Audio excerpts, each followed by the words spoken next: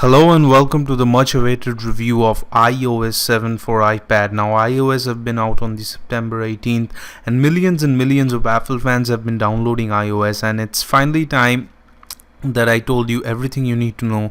Should you upgrade from iOS 6 to iOS 7, and what's new and exciting in iOS 7 that really makes Apple believers believe that it's really the world's most advanced operating system. So let's get started. The first thing you'll see in iOS 7 is a gorgeous new UI. I mean, you have seen it in the advertisements, or if you're using the beta, you have seen it as well. The new user interface is what you call as Jonathan Ive's baby, because it is gorgeous, beautiful, and it is unlike anything that you have ever seen, at least on a mobile device. I mean, it's got white space, it's got this flat UI, the keyboard looks brilliant, and even the smallest thing like changing your wallpaper can have a significant effect with the color changes and stuff. You got a brand new notifications area in iOS 7, and let's talk about the notifications because it's one of the major changes that happened. So now what you have is a today area, which is not that effective, but if you are one of those guys who use a lot of calendar, then this today area can help you manage and see what are your agendas for today.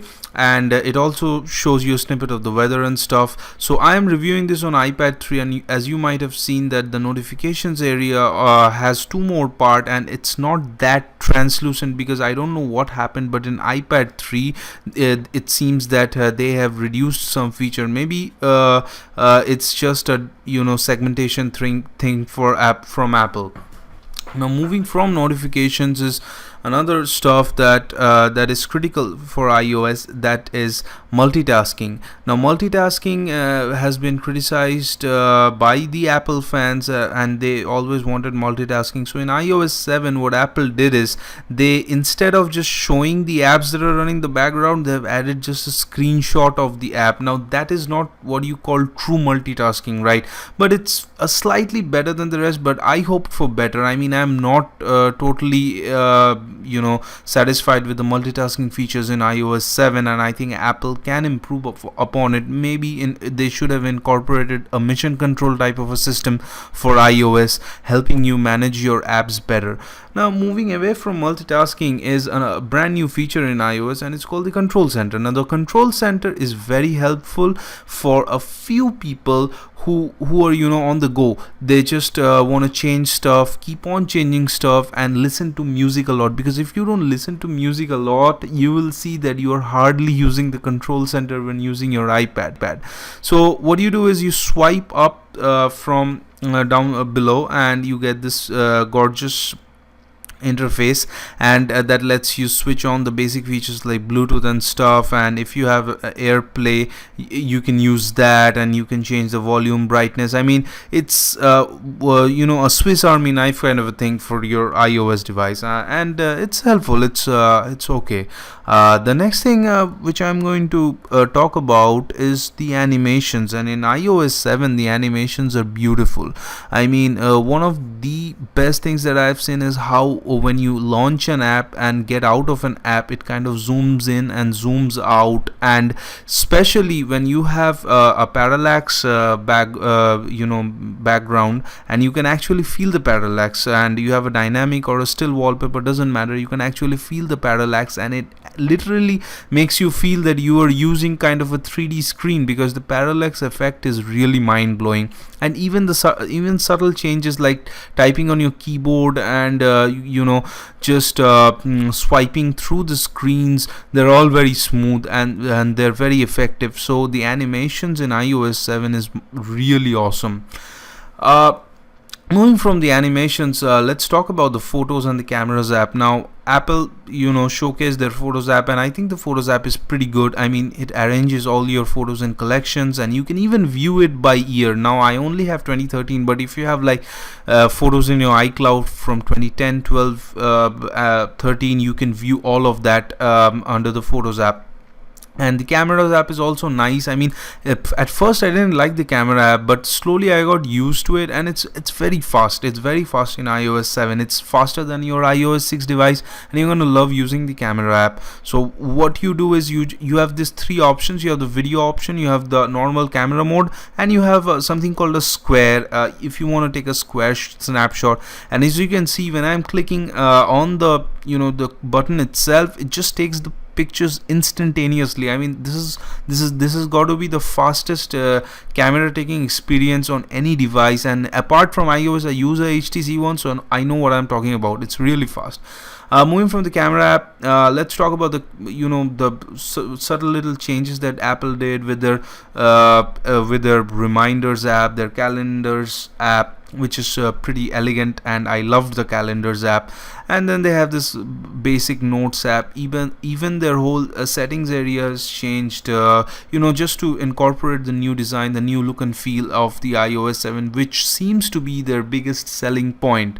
I mean, if you check my text review, I have written this in my review that no matter how much garnishing you put in your food, it's the taste that's gonna matter ultimately. So it's up to you to decide whether there are many new features in iOS 7. I think Apple could have done better, but hey guys, this is just like the initial release, and I'm sure that all the bugs that you see, some bugs that I have noticed is that a few occasional lags here and there, text misplacement, they're gonna be fixed with the recent updates. But as of right now, I gotta tell you this, to be completely honest with you guys, is that iOS 7 is probably the most buggiest release of iOS in the history of iOS actually.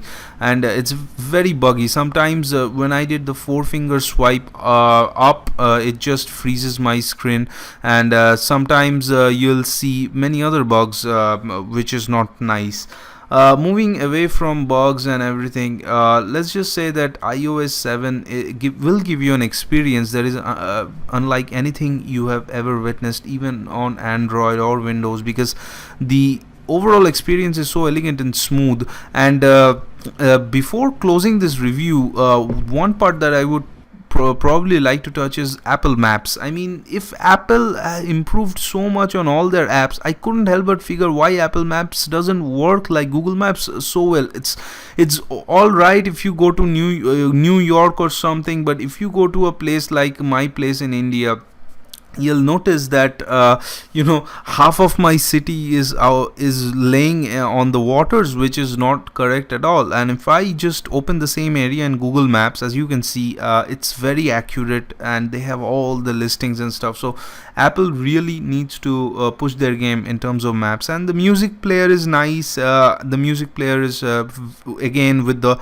same white layout, feels great. And then in Safari you have this reading list feature, which is pretty handy, but I use Pocket, so if you use external app, then you won't use that reading list feature. But Safari is fast and nice, and to be honest, they have improved quite a lot with it. And last but not least, let's talk about these dynamic and live wallpapers kind of a thing. And these dynamic wallpapers are Apple's reply to live wallpapers in Android. And as of right now, there are not that many, but I don't know if developers can use it in their own way and make something creative. But dynamic wallpapers are okay, I should say.